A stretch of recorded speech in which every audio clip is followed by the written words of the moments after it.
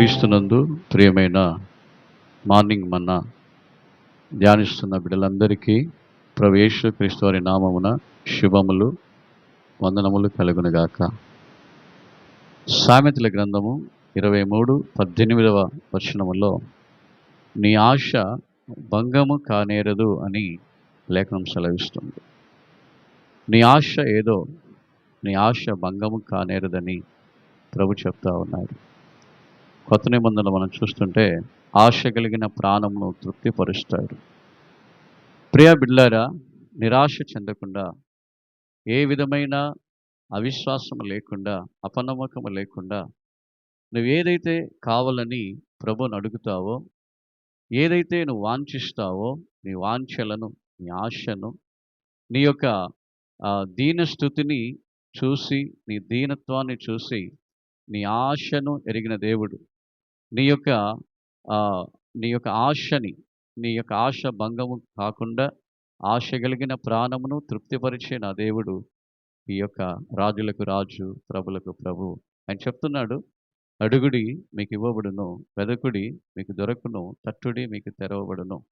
మీరు ఏదైతే అడుగుతున్నారో, మీకు ఉద్యోగము కావాలా, మీకు గృహము కావాలా, లేకుంటే మంచి ప్రమోషన్ కావాలా, లేకపోతే ఏదైనా వాహనం కావాలా, ఏది కావాలో ప్రభు చెప్తున్నాడు, ఆశపడుడి, ఆశ కలిగిన ప్రాణమును నేను తృప్తిపరుస్తానంటున్నాడు.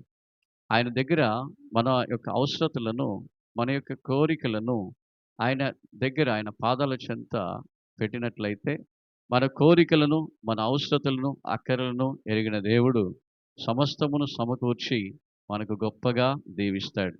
కాబట్టి ఆశ కలిగిన ప్రాణమును తృప్తిపరిచే దేవుడైన ప్రభువుని మనం ప్రార్థన చేసుకుందాం. సకల ఆశీర్వాదాలకు కారణభూతుడా కనతండ్రి, మీకు మహిమ కలుగునుగాక.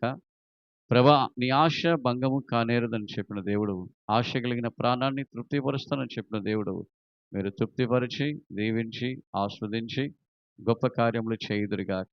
ఎవరెవరైతే వారి యొక్క బిడ్డల విషయంలో మరి మంచి భవిష్యత్తు కావాలని అడుగుతున్నారో, ఎవరెవరైతే మంచి గృహం కొరకు ప్రార్థిస్తున్నారో, ఎవరెవరైతే మంచి ఉద్యోగాల కొరకు, ప్రమోషన్ కొరకు ప్రార్థిస్తున్నారో, ఎవరెవరైతే ప్రభా నీపై ఆనుకొని ఉన్నారో, ఆశ కలిగి ఉన్నారో, వాళ్ళందరినీ కూడా తండ్రి ఆస్వాదించి గొప్ప కార్యములు చేయుదురుగాక.